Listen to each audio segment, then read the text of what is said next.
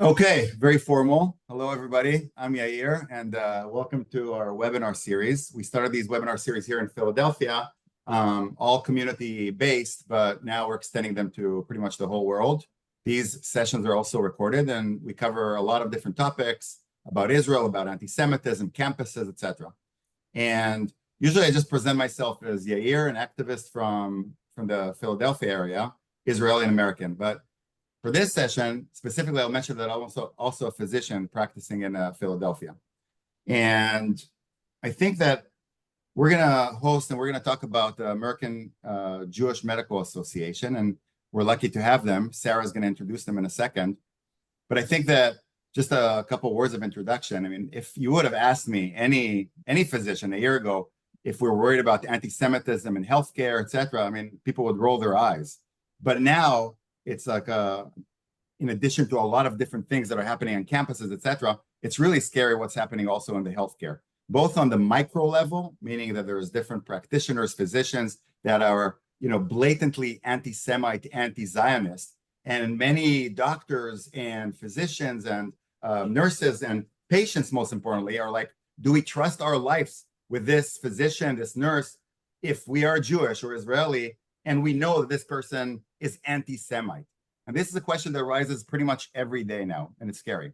So that's the micro level, but there's also a lot of macro on the level of medical groups, hospitals, healthcare enterprises that we see avert examples of anti-Semitism as well that kind of seep into the seeds and the roots of the medical groups, and it's really scary as well. And we'll have a few examples, and this will be kind of a topic for discussion with Michelle and with Yael. So without further ado, I wanted to jump right into it. And I'm gonna, first of all, I wanted to ask Sarah to do the introductions of Yael and Michelle. So Sarah is a friend of mine. And I will say that, let's see if I can find, where did I put it? Here we go.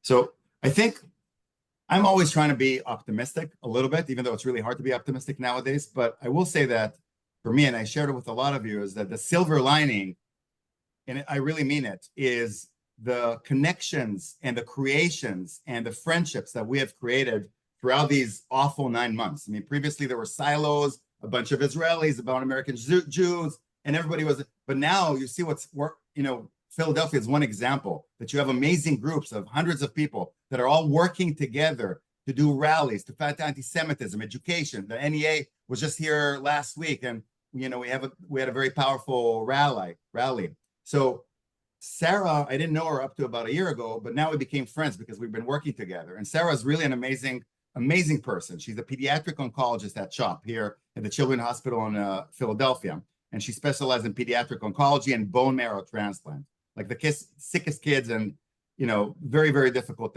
kids. She has a lot of different titles: BA from Barnard College at Columbia, where she majored in political science, specifically specialized in the Israeli-Palestinian conflict. She has an MD from Albert Einstein in New York, MPH, Columbia, and a lot of other different titles. She also, in addition to being super busy, she also has 4 children, and she is also a super active member of the community here in Philadelphia and generally nationally and internationally. She belongs to so many different organizations and fighting anti-Semitism, education, K-12, Brandeis University.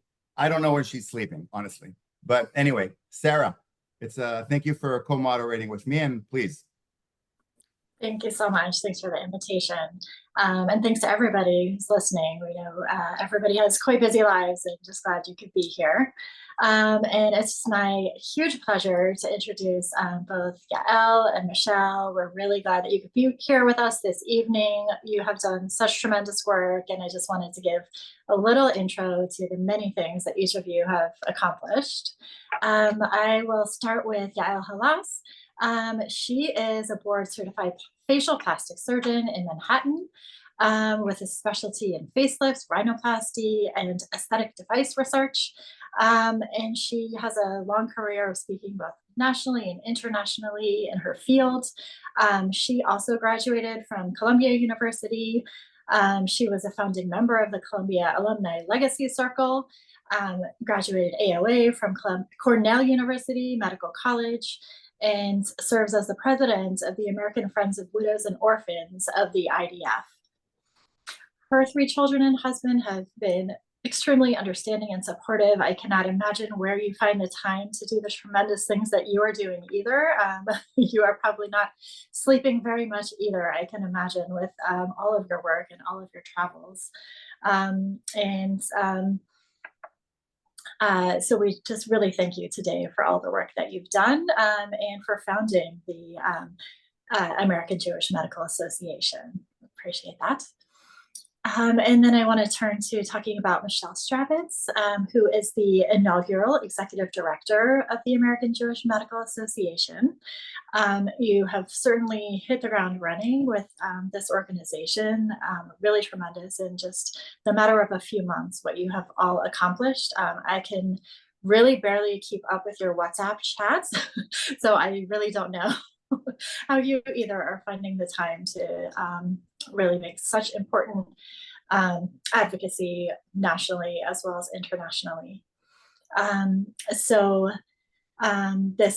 You have a really strong background of experience in founding and managing other nonprofit organizations and have been the leader for 30 years in the Washington, D.C. Jewish community, running a small consulting business, delivering event planning, and you have a tremendous background with a degree in business from Wharton, an engineering degree from Penn, and an MS from George Washington University, and residing in the Washington, D.C. area, mother of 4 children as well, with deep personal ties to Israel. Thank you both so much for being here. Thank you for having us.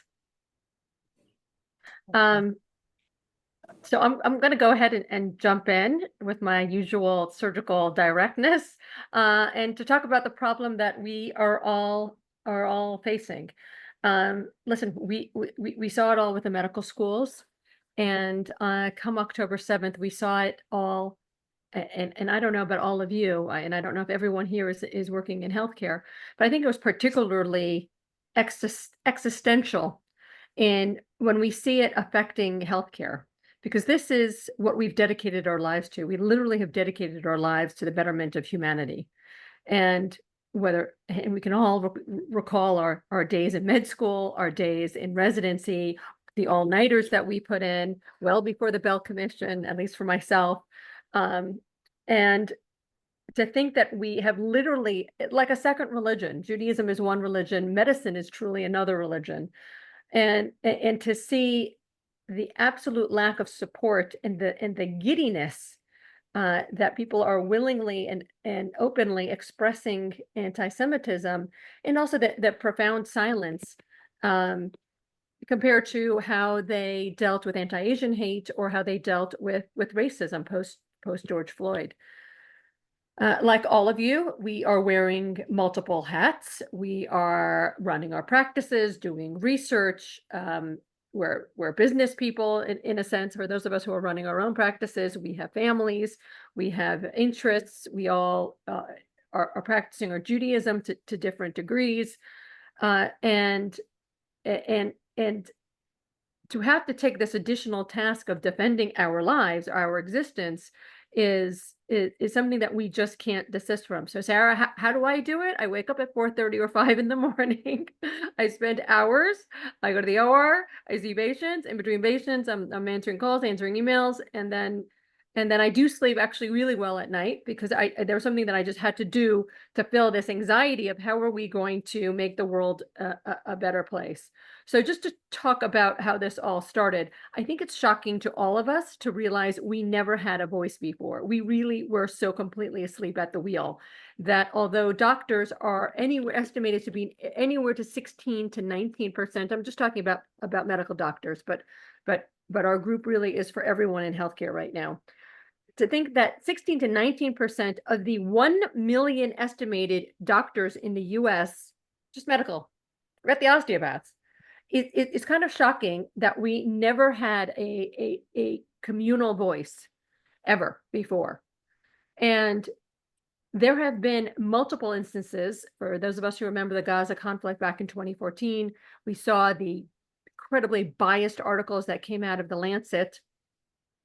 And nobody was speaking up in a uniform way. I was one of the people who was part of fighting that Lancet commission document, as we all were, because all of a sudden we kind of jumped in and said, wow, this is really not acceptable. Richard Horton went to Israel, things got a little bit better, but that nobody, that we didn't have a united voice when this insidious virus of anti-Semitism started creeping into all of our institutions and our board of eds and our government and our city councils. We were truly asleep at the wheel, and nobody was defending us. Indeed, the last time an anti-Semitic resolution came up at the AMA, it was Dr. Zuhdi Jasser, who is a physician in Arizona currently running for Senate, for Congress. He was the only person. We had a Muslim doctor who actually stood up and was like, he runs the Muslim reform movement. And he was like, this is absolutely hate speech that you guys are promoting here. So we clearly needed this. How did it begin? As Sarah very nicely pointed out, I do a lot of research. I speak all over. So I just started a WhatsApp group. A colleague, I'm a facial plastic surgeon, one of the dermatologists that I work a lot with, said we have to do something. So I started a WhatsApp group, like all of us today with our phones going crazy with our WhatsApps. Started a WhatsApp group, which quickly grew into several hundred. That group started on October, I think, 18th. By November 6th, we were registered as the American Jewish Medical Association. Within 6 weeks, we were actually one of the fastest groups to ever receive our 501c3. So someone at the IRS clearly thought we needed to happen. And then almost immediately we started creating subcommittees. And I'll fully credit both the Australians. They've had a medical society for several years. The UK for a couple of decades have had a group. My connections in Australia, I saw how active they were in their WhatsApp group, how active the Columbia Jewish Alumni Association, of which I'm extremely active, started vetting their groups and then splitting up into different subcommittees. And so I just did the same. We just started collecting a tremendous amount of cases. And to be clear, we are not Canary Mission. We are not Physicians Against Anti-Semitism. We're not an Instagram group. We're not out, doxing. Are those extremely useful tools to get people to maybe think about their actions? Yes, they are. But all of the doctors were coming together, the nurses, the osteopaths, the veterinarians. We've got some great veterinarians in our group, the nurses, the PAs, PT, OT, social work. The psychologists didn't have a group. They have since formed a group and are doing great work. Public health.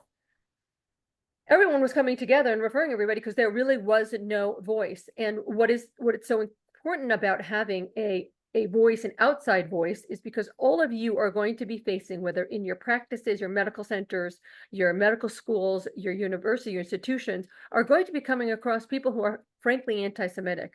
And whether the flavor of the month of today's anti-Semitism is anti-Zionism, it's present. And it is continuously present. And I do not accept that, well, anti-Semitism has always been around. Really? So is racism. We're actively working against that. You know what? So is polio. We know how to take care of that. And I will say to a kudos to all of my fellow colleagues is that I've been continuously told we are the largest, most effective growing group that most people have ever seen in the nonprofit world. And I'm going to credit it's because we are used to working together. Whether we are psychiatry, whether we are internal medicine, whether we are surgeons, we all have our distinct flavors of how we practice. But when there's a code, we collectively get our tochuses into the ER and we make sure that the situation is controlled. We put aside our ego and we make sure that the patient survives, that the virus does not wipe all of us out. And so I think that's one of the reasons why we've been so effective, and just really we're all type A. I mean, let's be honest, we're all incredibly successful. We went to great schools. We're very driven. We're very education driven. And particularly when we have this large network and we're all communicating together, then we can really understand and see the trends and really see where the illness is rearing its head, and take action. And so we do have an extremely large database. That database is extremely powerful because it helps us to really see and understand what's going on where, and it serves as a resource to Congress, for instance, the media, and that's just one of many, many different ways that we have been working forward. We have a very active curriculum that we are developing. We have sent letters to all the deans of all the medical schools, most of the nursing schools, and moving on to osteopath schools. We are working with the Arnold Gold Foundation, who, as you know, are the white coats. Everything is done to have the maximum impact. So Arnold Gold does a white coat ceremony for all of the medical schools in this country, as well as Canada and several other countries. They are partnering with us because they too are disgusted by anti-Semitism, which literally is a harbinger. It's the first sign of a diseased democracy, of a diseased society. And we are familiar with these terms. So we can continuously fight all of them. We have chapters now. Well, I'll let Michelle talk about where we have all the chapters and some of the structures that we have set up. We have a journal publication committee, which I think is also integral to our mission, because we see the biased articles coming out in Lancet, British Medical Journal, but only by working together can we produce, and we are publishing it. We have multiple articles coming out in the Lancet. You probably saw the article in the New York Times about UCSF. And I think one of the biggest successes has been the work of the Congressional Educational Committee. For those of you who aren't aware, the Energy and Commerce Committee, so we have the Educational Workforce Committee. They're the ones who did the hearings on the universities. Next is Oversight, which is helping with some of the tremendous amount of work. Next, we have House. I mean, all of you right now can all put in the chat, if you were going to hit your hospitals, if you wanted them to pay attention to you, what would you go after? You would go after Medicaid, Medicare, and NIH funding. That's not the House Ways and Means, that's Energy and Commerce. Energy and Commerce put out a letter on May 23rd, specifically, it's to HHS Secretary Xavier Becerra, specifically saying that any institution that has NIH funding, that has Title VI violations for anti-Semitism, it's clear as can be. There is no equivocation, there is no balance. It is purely about anti-Semitism, that they will go after that institution and remove their NIH funding. So there's tremendous, at the moment, we have tremendous power and momentum, and we must continue this. We must be the network that they always accused us of, the octopus tentacle network. We have it now. We are all together. Am Yisrael Chai, and we can never rest. And on top of that, also spearheaded forming with the UK, with Canada, who have all now formed their own province by province, similar organization to the AJMA, with Australia, with every actually country where Jews are. We formed the Global Jewish Healthcare Alliance. So we are not going to go gently into that good night. And I can go on and on because this is what fuels me. And I think it's what fuels all of us. Michelle, do you want to talk a little bit about, I know the water, the fire hydrant is spurting, but if you want to go through some of what I'll pick up where Yael left off. Some of it she's already covered, so I'm going to fly through these a little bit.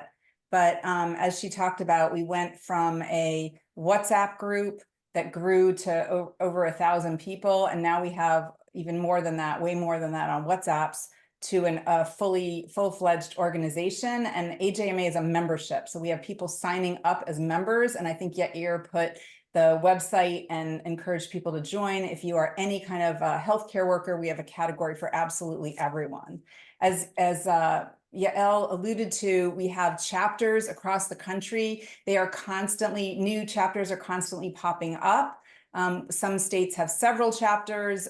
Some are organizing more by like region. So Western Massachusetts and Connecticut are together, but the Boston area is a whole separate one. And then it's also chapters by healthcare communities, so by institutions, by hospitals, or by universities. And then, as she talked about, we are part of and forming, together with other countries and in partnership with the Israel Medical Association, a global Jewish health alliance. So we're not just looking across the US, but we are banding together around the world for issues that are the same for all of us. Not only that we're all experiencing anti-Semitism, but things like academic boycotts that are happening are worldwide, and we need to be sharing the information and making sure that we combat those. So overall, like when we look at it, the AJMA mission is to be a safe, enriching community with what Yael talked about, this unified voice that we never had before for all Jewish healthcare workers. And when we say safe, we're a safe community that people can come to and feel comfortable and embraced. So a medical student or a resident can feel safe with a mentor from the American Jewish Medical Association, that they will be welcomed and taken care of, and also to help make the rest of the medical community safe. Right, we're out there trying to combat the anti-Semitism. And then we're also an enriching community. We celebrate Jewish identity. We celebrate Jewish contributions to medicine. We are partnering with Israel. We stand firmly with Israel. And we are trying to enrich our physicians with all of the incredible healthcare and health tech that happens in Israel. So we do all of those things. And most importantly, it's this unified voice with strength, because all of us are together. It's a lot stronger when the AJMA and all of our members make a statement together than one person lodging a complaint. So we do have an executive board. Yael is the founder and president, and we do have a group of physicians who are our founding board from across the country and different specialties. And then we also partner with a number of organizations, and this slide needs to be updated all the time because our list is growing quickly of all the organizations with whom we partner. So Yael talked about partnering with the Gold Foundation. We partner with traditional anti-Semitism fighting organizations. We partner with other physician groups. We partner with all sorts of both Jewish and Jewish organizations in all different realms. And then we have all sorts of committees, groups, chapters, based on your phase of training, based on your specialty, based on the work you want to do. So committee work based on tasks. So we have all sorts of different groups. Like she said, it started on WhatsApp and it's growing rapidly. We have all sorts of working groups. Many of them are extremely active and accomplishing great things. A couple I'll just mention is there's a very active mentorship program. So we have physicians volunteering to mentor students, residents, and junior physicians. And we have 2 very experienced physicians leading that and making sure it's a really robust program. We have people, like she said, working on the medical education resources for med schools. We have an incredibly successful journal publications group that has already published a couple of very important articles, and so on and so forth. So this is an extremely busy organization. And our response arm is the part where we respond to incidents of anti-Semitism. And there's a lot of different ways we can do that. We have a way for people to report cases on our AJMA website. So if there's a case that you want to report, you can let us know, as to, again, grow our database and keep track of it. Sometimes we refer people to legal counsel, or we refer people to some of our partners that are doing pro bono legal work. Depending on the type of issue, we partner with all these organizations to support you in finding what you need to know to take it the next step. We've had a whole series of legal webinars also to educate people on what their rights are and what they can do.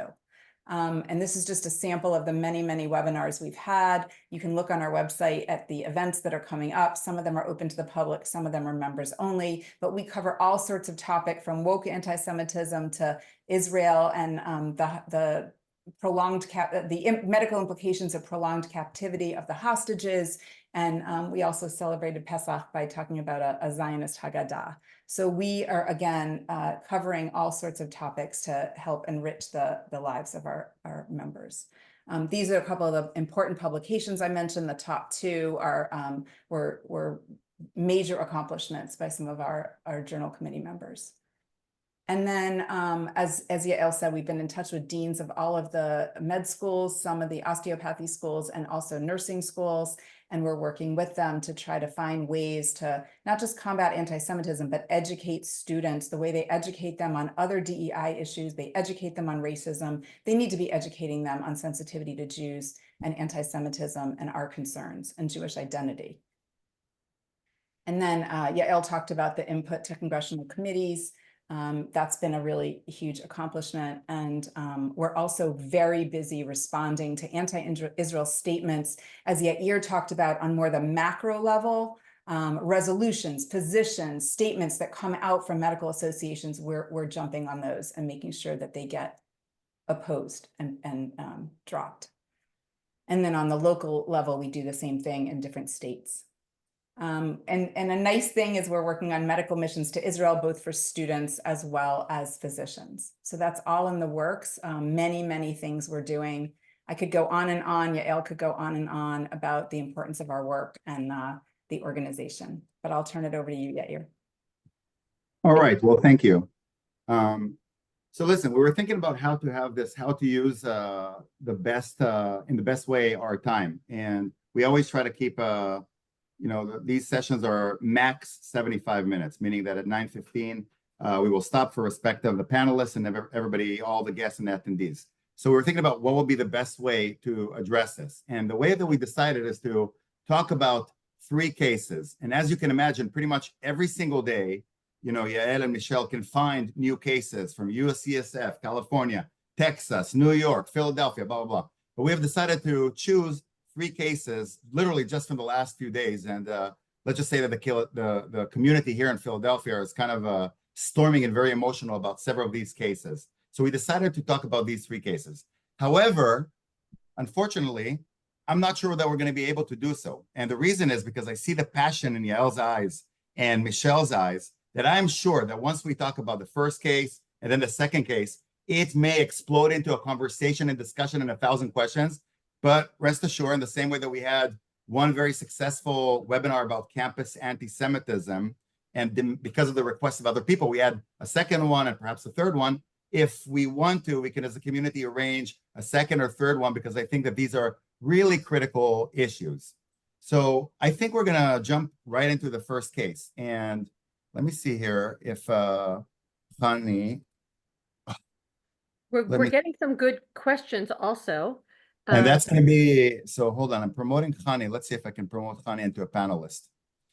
I also want to, while you're bringing that up, I want to let everyone know, if anybody here is a pediatrician, a member of the American Academy of Pediatrics, there's an extremely urgent resolution that you must take action. The easiest way probably to do it is join the AJMA right now. I don't know if you're in our WhatsApp group or Yair, you can forward it to however you forward it to everybody. It's incredibly important for members of the American Academy of Pediatrics. You must send your comments in before Wednesday, and then Wednesday the discussion goes live at 7 p.m. and you guys all need to be there. It is incredibly important, and that's just one of the many ways that AJMA, of the many societies that AJMA, because all of your societies are putting forward resolutions and being promoted into positions of leadership that are really harmful to the Jewish people. And Michelle, maybe at the end you'll, or in the meantime, you can send text on the group chat for everybody to see these important things that Yael was saying. So I'm also answering a couple of the questions as we go, so that'll be helpful. So you have the questions are following the questions, and actually some of these questions are going to be very relevant to the conversation. Hani, I'd like you to please, I made you a host, and this way you can unmute yourself and also turn on your camera if you can. And Hani is really gracious. She's an OBGYN here in a hospital in Philadelphia. Thank you for joining us. If you have to run to the OR, please do. But I wanted to welcome you and to start with a question from the audience. And the question from the audience was from Mindy, and you'll see why this is relevant.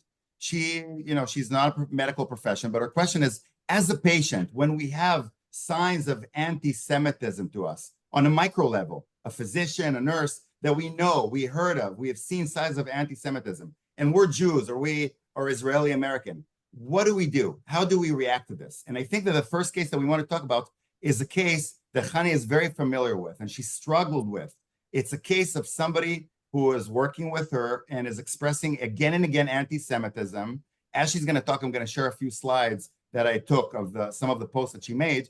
And it's very disturbing to Hani. Many people, including myself, have tried to help her through activating the ADL and the JCRC. She wrote emails to the million people in leadership, and still we have no resolution.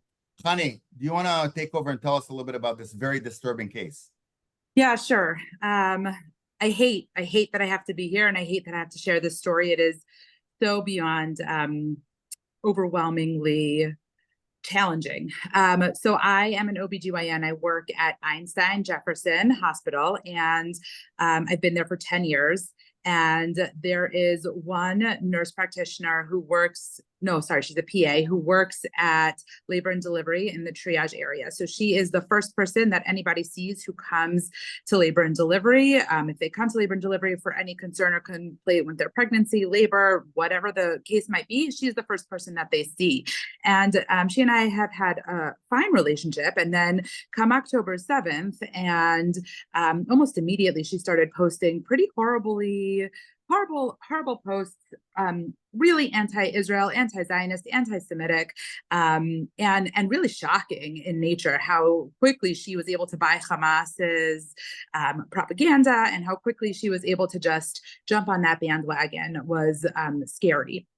And I, was overwhelmed by this, and I approached my chairman, and I was in shock. And my chairman, who is in general a very strong advocate, was equally disturbed by this. And the two of us kind of went to HR, really he was disturbed by this, but he said, this is really out of my hands. You need to go to HR. So I went to HR, and I brought it up. And this was back in November when I brought it up, and they said to me, okay, we'll look into it.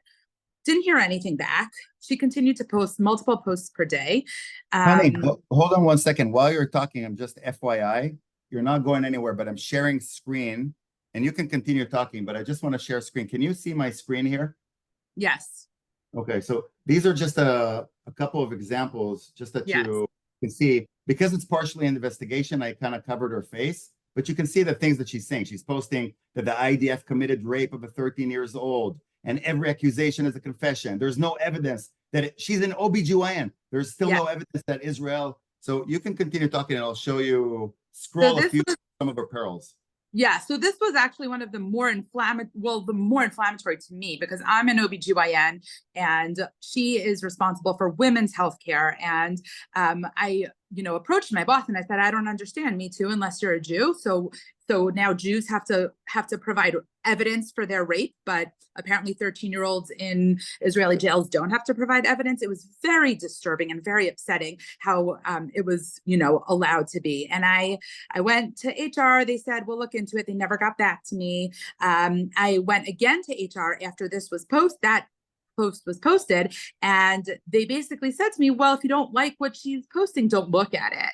And I went so far as to say, why don't you take the word Jew and Israeli in her posts and replace it with African American or queer, and let me know how you feel about these posts. And the response from HR was, oh, interesting, I see what you're saying, but still, we're not going to do anything about it. It's out of our hands. She's allowed to have the opinion she wants to have. I then basically said, listen, I'm an Orthodox Jewish OBGYN, and I have a huge Orthodox Jewish patient population. And how can I, in good consciousness, ask my patients to come to labor and delivery where I know that the first face they see is one who hates them? I can't do that. I can't ask my patients to come here. So I'm going to have to tell them to go elsewhere for their care, because I can't expect them to get good care here. And the response I got was, we caution you very strongly not to inform your patients about Nicole. And I looked at the HR representative and I said, you're supposed to be protecting me, and instead you're threatening me, all on the basis of the fact that I'm coming to you scared for my religion and for my religious patients. And, it kind of fell on deaf ears. They didn't really care. And what they said to me, I said to them, you know, it sounds like you're very afraid of my patients finding out about Nicole's statements, which really means that Nicole's statements must be worrisome or concerning. So what if instead of telling me to hide Nicole's statements, you talk to Nicole about stopping to post these posts or get rid of Nicole, because it seems like she has a very big bias against a huge patient population who is trusting their care of themselves and their babies to Einstein. They didn't really respond to this. I asked them for the social media policy. I got the social media policy and I saw that she was in violation of multiple parts of the social media policy. When I brought that up, really nobody did anything. So then I went to Dixie James, who is the president and the COO of Einstein, and I sent another email with my concerns, voicing my concerns for my own safety, for my patient safety, and she didn't even have the courtesy to respond to my email. I didn't even get a response, not a, I'm sorry you're feeling this way, not a, we'll look into this, nothing, silence, crickets. I basically went so far. At this point, I was really at a loss. I didn't know what to do. I turned back to Yair. He sent me to the JCRC. He sent me to the ADL. And everybody basically had the same response, that despite the fact that her posts are inflammatory, she is still within her right to voice her opinion. Jefferson made her put on her social media page that her opinions expressed on her social media page are solely her own and do not reflect that of her employer, which I think is, you know, what their choice was. But she still has a public Facebook page, and she still to this day continues to post inflammatory anti-Semitic things.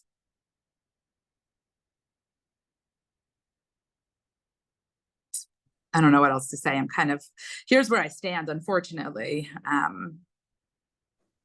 Thank you so much for sharing your story, Hani. It's extremely troubling, and you know, I really appreciate your making us aware of that. You know, I think many of us at our institutions have faced similar things with people that we work with directly, or that we hear about these really egregious cases of anti-Semitism, and it's really hard to know how to deal with them. And it seems like you've focused on a variety of different avenues, and yet, you know, are at this point where it's just extremely frustrating. And you know, this is one of the reasons that we wanted to have this webinar and reach out to AJMA and think about potential other avenues or strategies for dealing with this type of anti-Semitism, which, as you mentioned, really would not fly if it were any other marginalized group. Why is it the case with Jews that this is not being handled in the way that we would expect? So maybe I'll turn first to Yael and see if you have any additional thoughts and strategies that might be helpful to us in this case or in similar cases. Unmute. Yes, good. I was like, me, let me, I have so much to say. First of all, Hani, good for you. Good for you for having the balls and the chutzpah to find an advocate and to keep it fresh in their minds and to continuously push it forward. So this is when you need to turn to the outside, because what we're continuously seeing in all of these organizations is that it has to be a continuous, none of us are ever going to rest again. This is all the second job that none of us never wanted. So at this point, you need outside pressure, because they aren't, and you hit it on the nail exactly. You know, so much of this is, oh, it's freedom of speech. Of course it's freedom of speech. Short of calling fire in a theater, you pretty much can say anything at any time. But freedom of speech does not mean freedom from consequences. Freedom of speech does not mean academic freedom. Academic freedom actually has professional standards. And when the professional community comes together and says, or at a university, if the standard is supposed to be one of collegiality, then this is no longer, and there is no freedom there. So this has well past what is the professional standard for your department. What is the professional standard, I think, for any, and they can shout about freedom of speech, which is fine. You're entitled to have freedom of speech, but there's going to be consequences, of course, from anything that we say publicly. So, you know, I wouldn't be surprised if, you know, within the next day or so or week or so, public attention does get called to this person, because there's only so long that you can do, and she wants to be drawing attention to herself. And there's only so long that you're going to be making these public statements before the world is going to be paying attention. And so what are some of the things that we have seen happen? Well, they will get doxxed, but they're doxing themselves. They will find themselves featured on Stop Anti-Semitism, Canary Mission, or Physicians Against Anti-Semitism.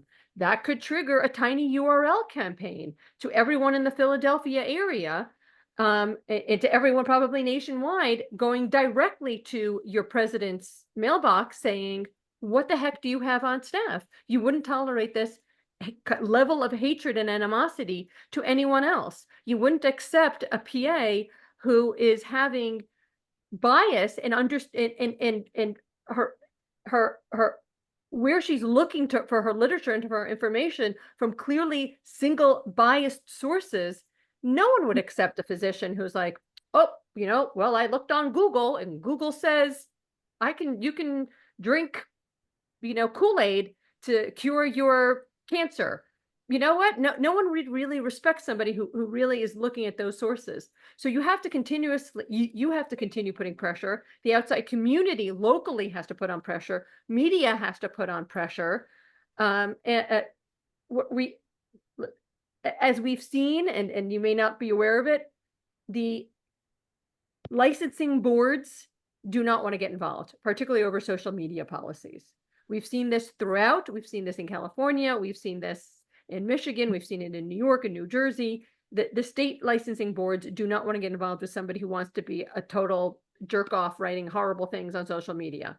So that path, I'm not going to say so much.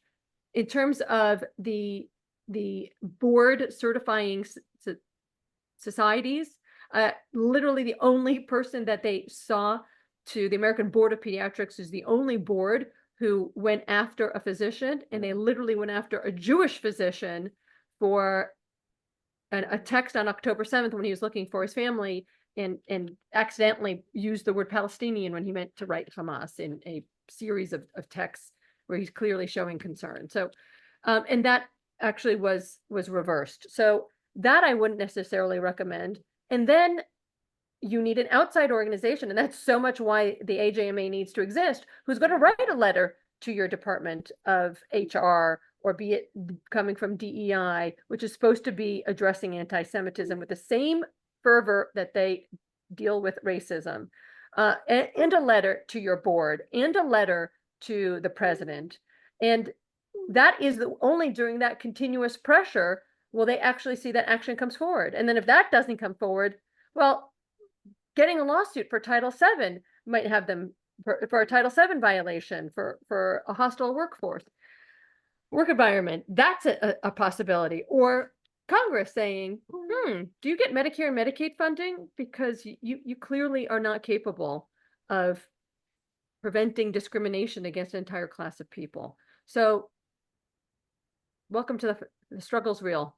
And this is why we really have to be doing all of these things together. And this is the same thing that we see CARE doing, that we see the other organization from the other side. And there really shouldn't be any other side, because we're all physicians. We all want the betterment of all of humanity and for all of our patients. War is bad. Terrorism is bad. These are crazy statements to be going out on a limb about. They're bad. People can be bad, and people can be wonderful. And that's what we're all dedicating our lives for. So it's really just a matter of layer and layer and never giving up. And I think everybody, thank you for letting us know. I think this is the beginning of the action, and we have to continue the action. And that's also one of the things that we've done at AJMA is also to have strong media connections, so that there can be media attention, because this behavior is disgusting, and it's disgusting to patients. They've done polls that show over 80% of patients do not want to see the politicization of medicine. So we are right. We are the right side. And there are terrible, terrible catastrophes and atrocities going on all around the world. And when these self-appointed justice warriors can only point out anything wrong that Jews do. No one likes to be called a racist. Terrible realization. Structural anti-Semitism, which is what you're dealing with. Besides just her, the structural anti-Semitism from your institution is an ugly thing to be, for them to realize as well. Yeah, there's a couple of follow-up questions. I'll ask one question from the audience, and then Sarah will ask a question that is relevant to this. So it's a question from Patty, and she's asking a good question, and I've heard this from many people. You know, not all of us are, when you have a physician, a PA, a nurse practitioner, especially if we have many physicians, how do we even know if they're, like, do we need to suspect? Are we now at the point that if we have, based on the name of a provider, should we start looking at their social media? Basically, what Patty is asking is, how do I know I'm not putting myself in the hands of someone who hates who I am? And that's a valid question, because the anti-Semitism, especially in academic centers, is all around us. But some people are, you know, you won't necessarily know it unless you go fishing. And I've had several conversations with Yael and Michelle, and sometimes you have your own database, you're searching a name, and you can see all the posts that they have had and this and that, but you're kind of experiencing that. So what is your suggestions to people who, they just want to know if their doctor will treat them equally? That's like one of the saddest, that's one of the saddest questions, and I've been asked that before. And I have to tell you, sites like Anti-Semitism, Stop Anti-Semitism, Physician Canary Mission, there's also Stop Zionists, I think is the name of it. There's another side. Do I think that, you know, I strongly believe that the vast majority of physicians on this planet do care for humanity. Do I think that there are a number who don't? Well, we are starting to see complaints from patients. There's a hospital on the West Coast that have over 100 complaints, but we have it on the East Coast as well, of patients complaining about the care they received and either frank or passive anti-Semitism. So one, if you experience something, you can't be silent.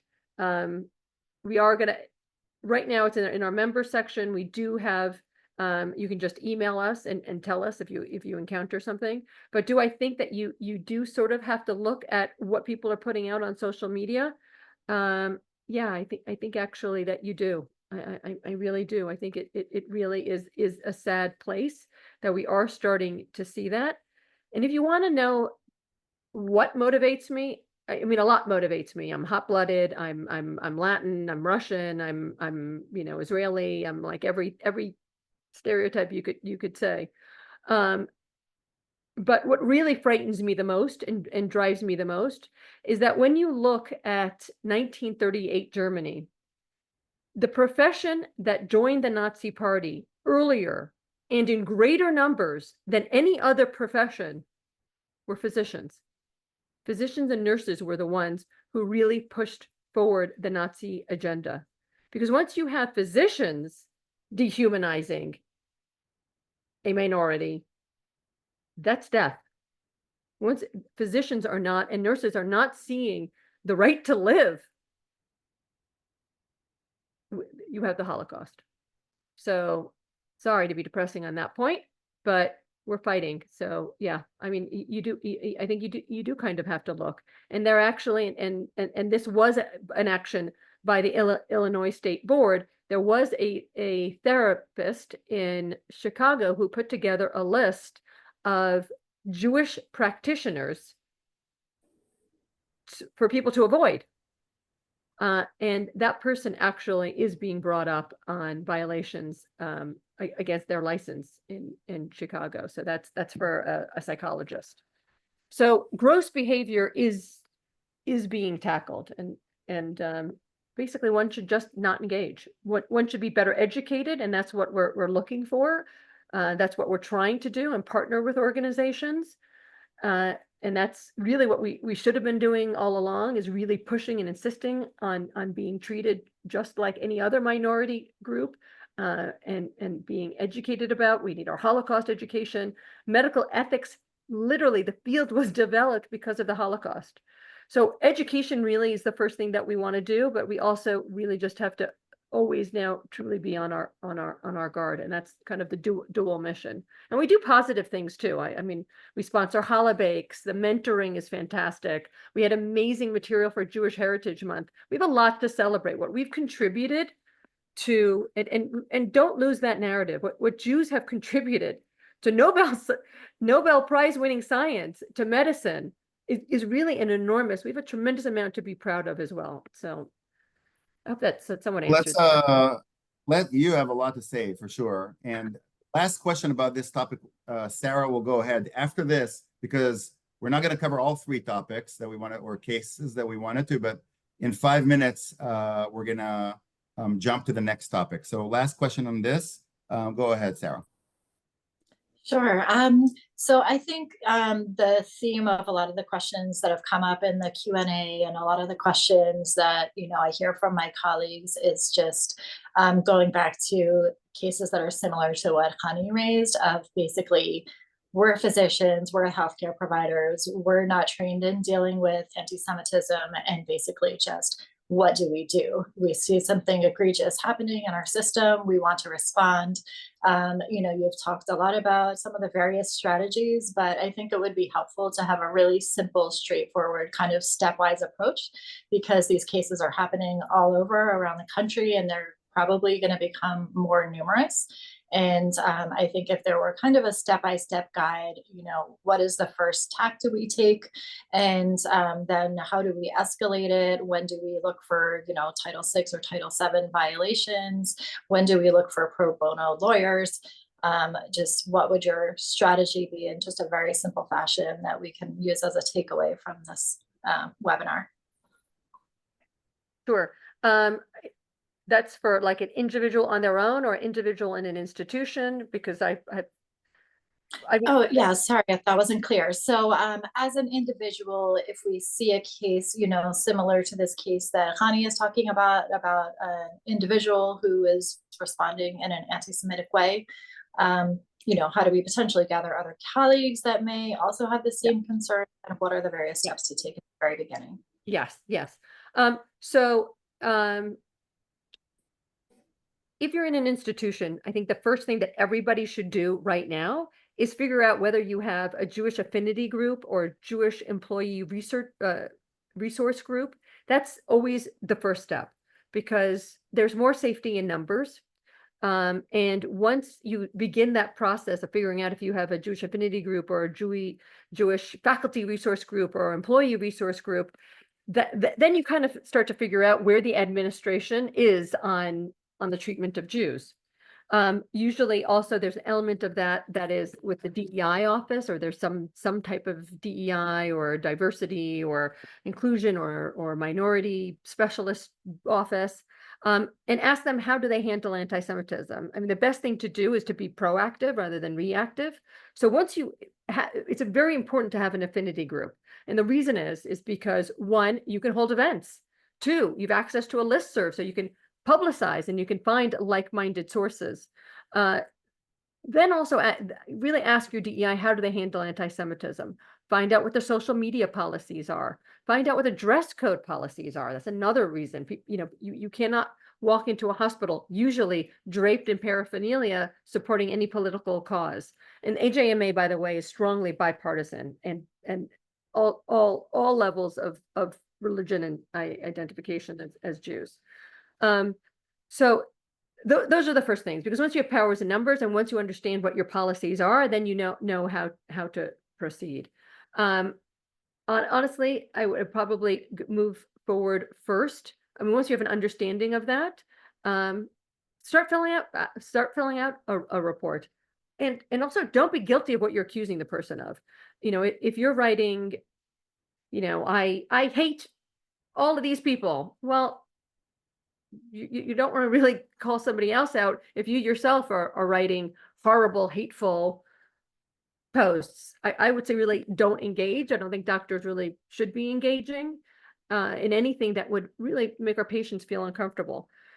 So then do exactly what Hani is doing. That really is the stepwise. I think that one thing that Hani is more local support, and that's where your affinity group comes in.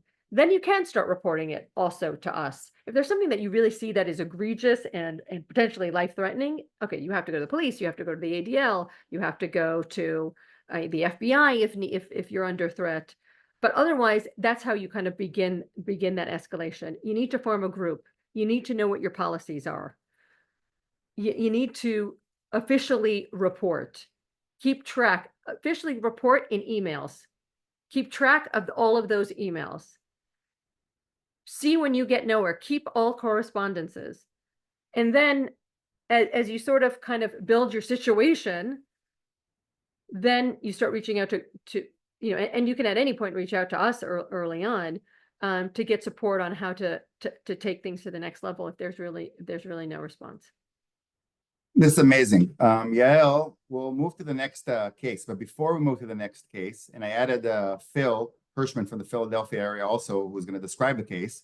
He's very intimate with it. But I wanted to say just a couple of things before the next case. So first of all, this is why everybody has to join the AJMA. They are passionate, amazing people, and it's growing by the minute. It's going to be national, international, and we need this network of support of each other, helping each other, and knowing when to ask for help. So I would recommend that all the people here, if you're physicians, nurses, providers, or if you have friends in the medical field, to consider joining the AJMA. And we posted, and there's a lot of information online how it's very easy to join. The one thing I wanted to say about Hani's case, which I think is important, we are not alone. And what I mean by that is Hani and a few other people who are involved in this case told me that it's amazing to see how many non-Jewish people they have seen come up to them and talk to them and supporting them and saying, we're going to fight. And they actually, the non-Jewish people, also emailed and talked to their leaders and say, this is makes me very, very uncomfortable. And in fact, one of the people who works very closely with Hani, he's actually on the air. He's in a plane now, and he wanted to speak, but he can't. So what he did, he just wrote me a couple of paragraphs. For the sake of time, I'm just going to read a few sentences because I think it's really important. We are not alone. It's not us, the Jews, against everybody else. There's a lot of people who recognize this crazy story, this upside down narrative. And I think it's important to remember that we have allies. This is what he says. I would like to point out that although it may seem that Jews are on a lonely island of self-preservation, where support from non-Jews seem to be waning or sparse, I do not think that this is the case entirely. As a non-Jew working in a major hospital, many Jewish friends, the depravity of 10/7 hit me hard. It was horrific. The events that unfolded afterwards with the anti-Semitic rhetoric and the protests against Israel drove a point home. And the point was this. This is a narrative of oppressor versus oppressed that is propagated by academia, Hollywood, and other major news outlets. Israel is cast as the oppressor, and as such, all Jews must have the original sin of guilt and colonizer. Then this narrative must be changed by a show of cerebral force of not only Jews, but non-Jews as well. We must control the language and take back the institutions that push this poison. This grassroots effort is a start. It is a start where normal citizens can say, enough is enough. And now he's talking about this person who posted. I watched in disbelief as Facebook's posts of healthcare workers and DEI publications of major hospitals reflect anti-Semitic messages. Rape is denied. Rape is denied. There's no mention of Hamas or the atrocities they committed at hospitals in Gaza that are highlighted in those publications. There are no vigils of remembrance for Israeli victims in the healthcare that just a few years ago, memorialized other national tragedies. American citizens are hostages, and yet there's minimal mention of them in major news outlets. You have our support. You have our support. My father's best friend was Jewish, and although the man and his immediate family were the only Jews that I knew or met until I entered college, their family impacted me as a child. I never forgot them. And to this day, I keep in touch with them, with a surviving son and wife. They're a lovely family with many values. You have our support. An overwhelming majority of my high school friends are Catholic, and we speak often. They are just horrified about what happened on 10/7, the protest after. And he keeps on going and going, and I will stop here. But we are not alone. And with this, we're going to move from the micro to the macro.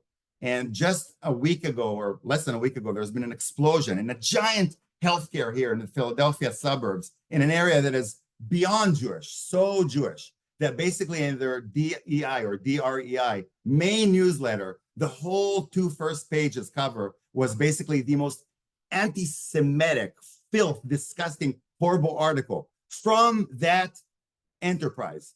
And I'm not going to describe it. I'm going to let Phil jump right in because he is an OBGYN also. It's the theme today is OBGYN, who works in this healthcare system. And please, Phil, go ahead. Tell me how you really feel about that article. So funny enough, the call is coming from inside the house is the best way to put it. There have been several instances since October 7th and even before then, but obviously more so amplified since October 7th of some anti-Semitic episodes involving various institutions in the area. And many of us were outraged and enraged and have done our best to try to support the community, go out and protest, counter-protest.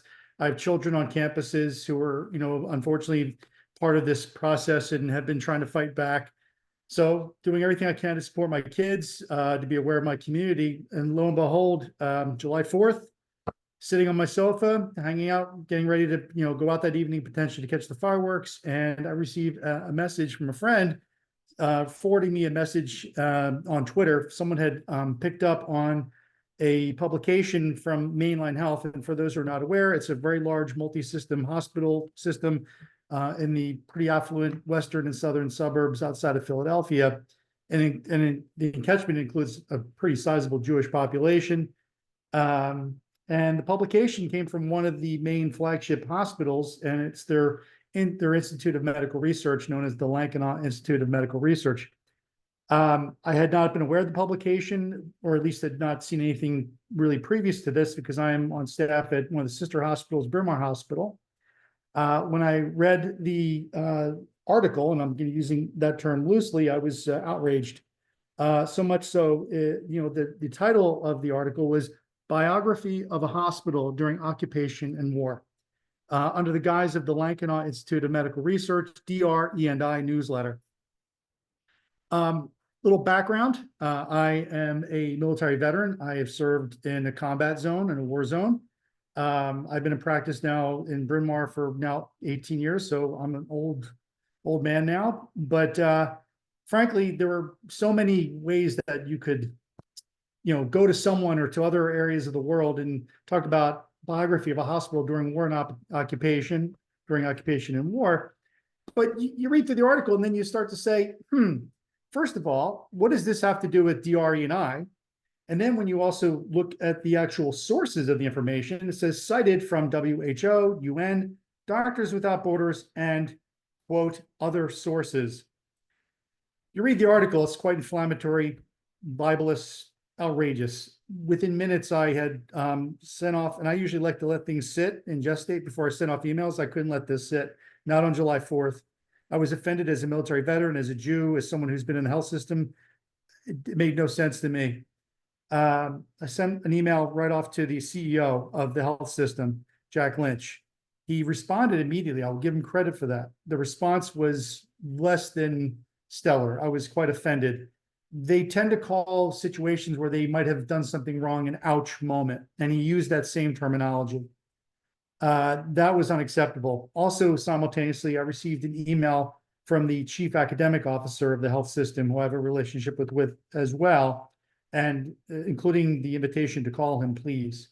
I then engaged in an hour-long phone call trying to get to the bottom of what exactly happened here. How did something like this get approved?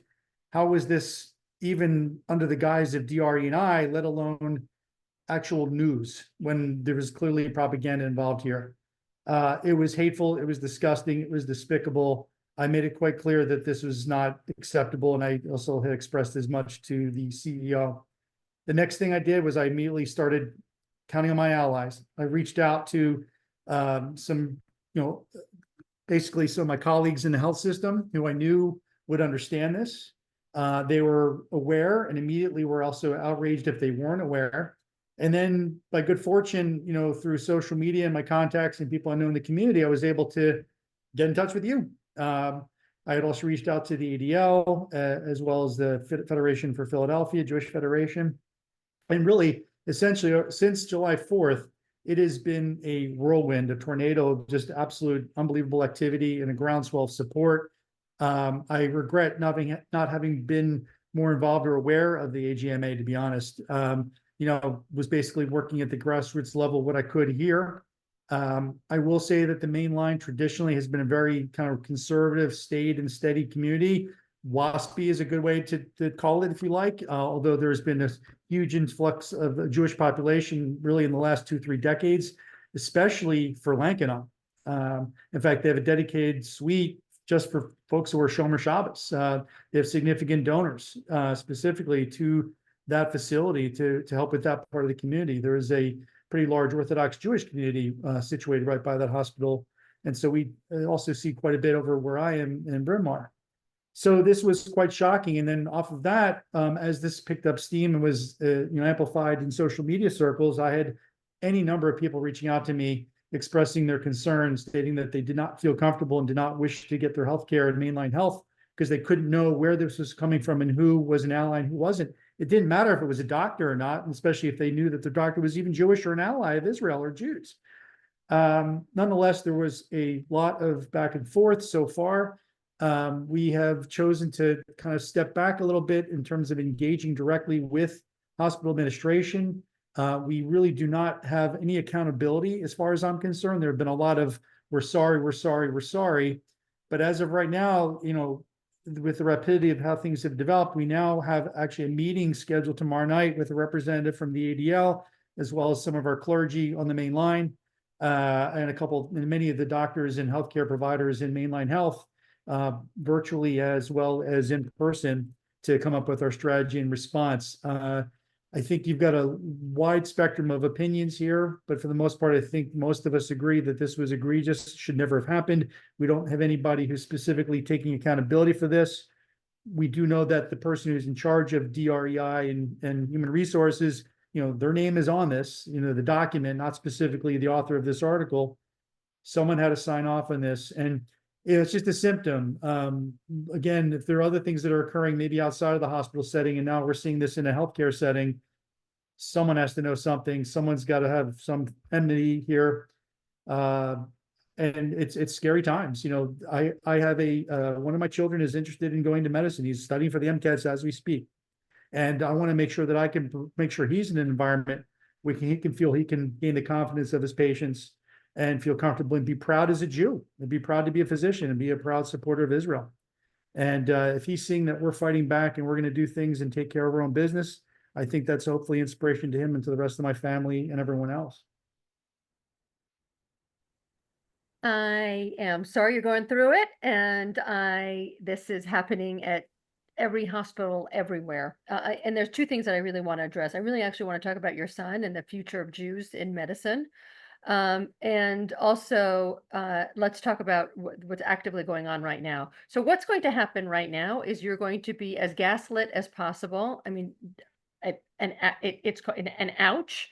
Oh, so, it's occurred already. Absolutely. I mean, I'm so sorry for your boo-boo. Yeah.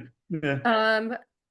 So I mean, that's just incredibly insulting. You're not a 4-year-old. And you're going to be continuously going to be gaslit until it is swept away. What honestly I think you do, you need to get louder and louder, and you need to find out who is actually responsible. And this is what's coming from from your DREI office, whatever, your DEI office.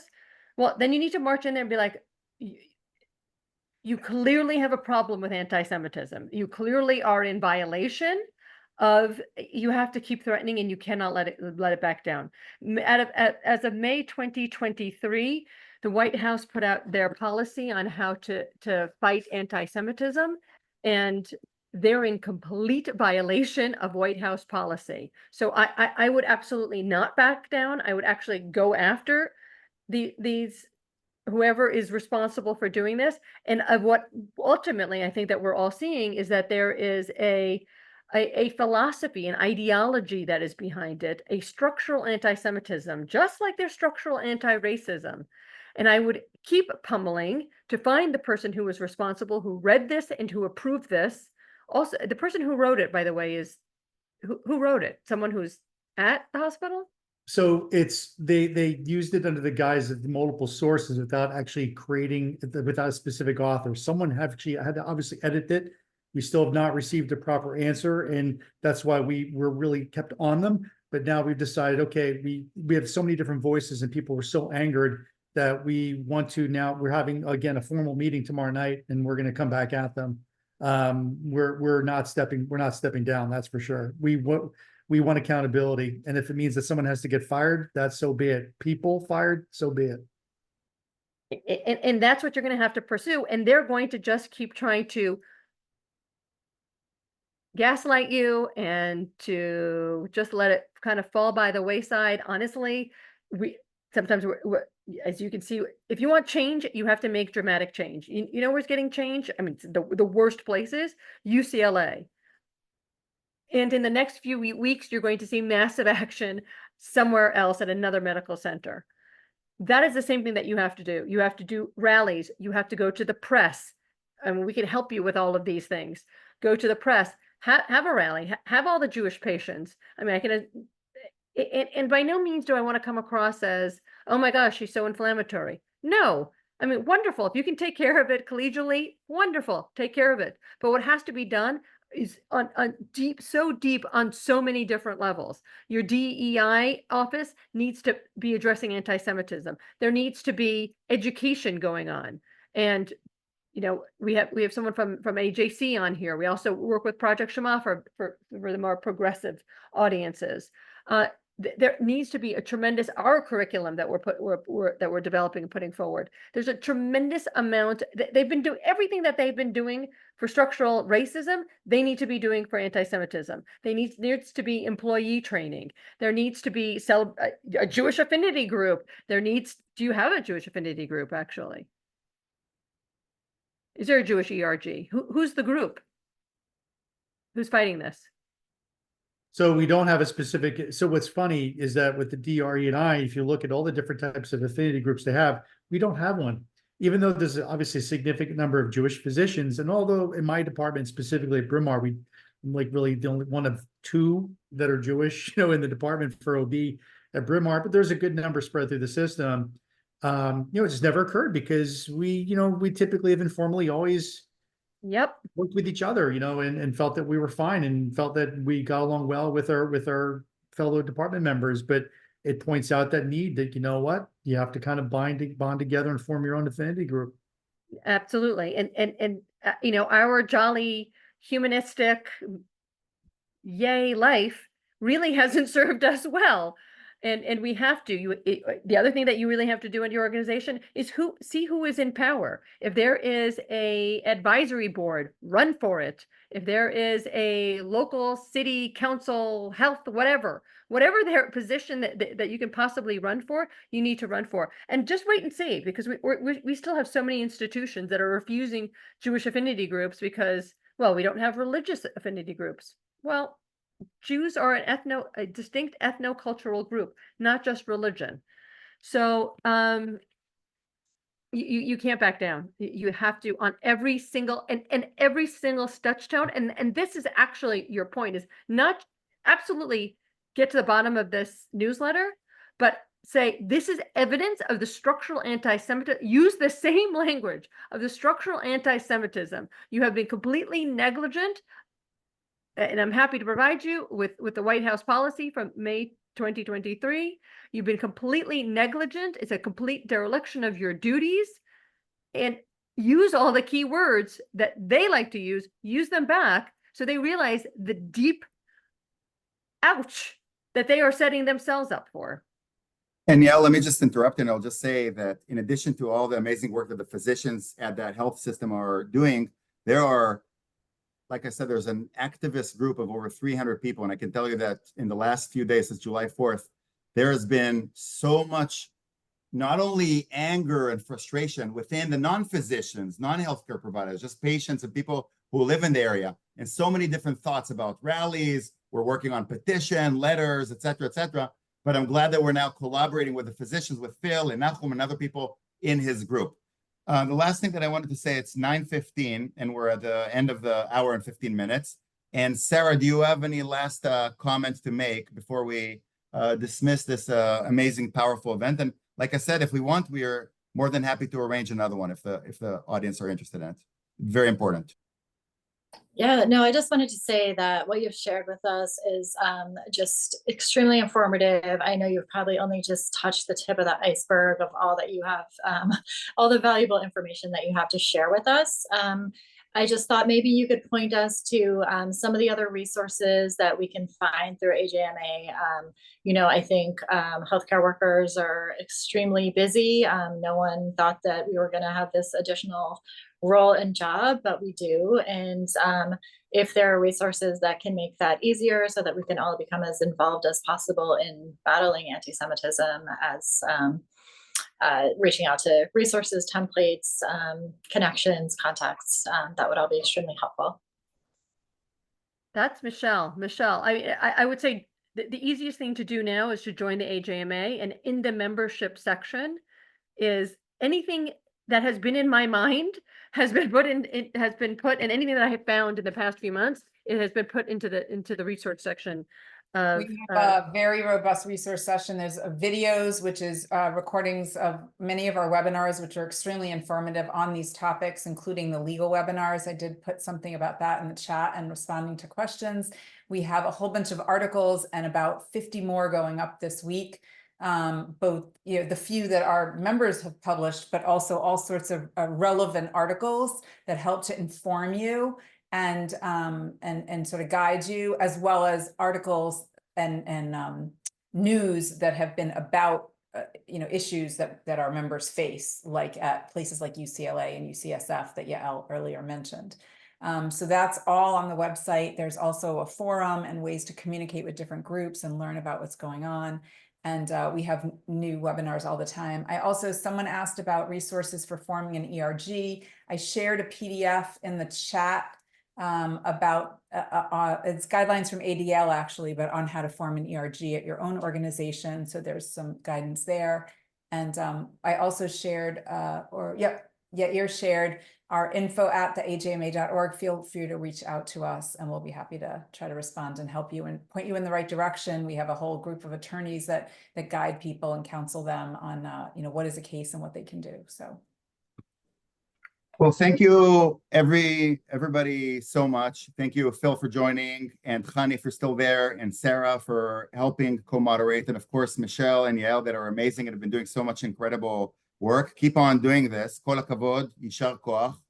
Am Yisrael chai. It's a struggle. We're not done yet, unfortunately, and but we need people in organizations like you to keep guiding us and helping us do the right thing and protecting ourselves. So, toda rabba, everybody, for joining. Sorry that we didn't make it to all the questions, but please be in touch through the WhatsApp groups, through the AJMA. If you're physicians or nurses or professionals, join the AJMA. It's so important for us to all join the AJMA. And if you know physicians or healthcare providers, tell them to join. It's really important for all of us, physicians, patients, healthcare providers, everybody. So with that, we have a category called Friends of AJMA, so people are welcome to join as a friend or donate and support also, whatever feels right. Yeah, I just wanted to emphasize that as well. Definitely join. It's so important. I've been really impressed with how accessible both Michelle and Yael have been. It's honestly incredible. And we're working on forming a Philadelphia chapter. So please feel free to reach out to any of us to discuss that further as well. תודה רבה, everybody, ולילה טוב. Good night. Am Yisrael chai. Am Yisrael chai.